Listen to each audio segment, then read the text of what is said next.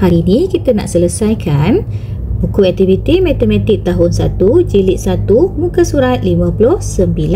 Kenali anggaran. Aktiviti 1. Anggarkan bilangan objek. Tulis lebih daripada atau kurang daripada.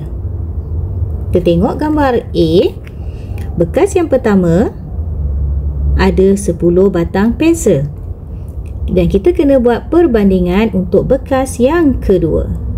Kita perhatikan bekas pertama sedikit, manakala bekas yang kedua penselnya lebih banyak daripada bekas yang pertama. Jadi gambar ajar ini lebih daripada 10.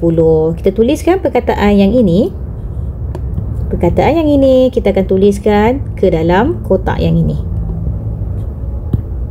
Lebih daripada. Soalan B. Bekas yang pertama ada 30 coklat.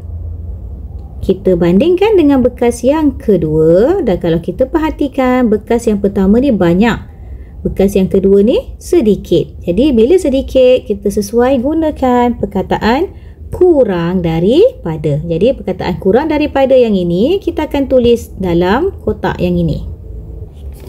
Kurang daripada.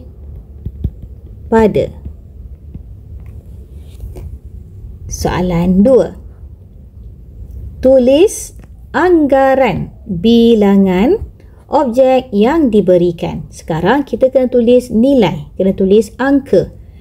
Tengok yang pertama, dia bagi kalau bekas yang ini penuh ada 20. Tengok bekas yang kedua sedikit daripada 20. Dan kita boleh anggarkan dia adalah separuh daripada bekas yang pertama. Jadi bila separuh, 20 separuhnya ialah 10. Jadi jawapan dia manik di dalam bekas lebih kurang 10. Soalan B.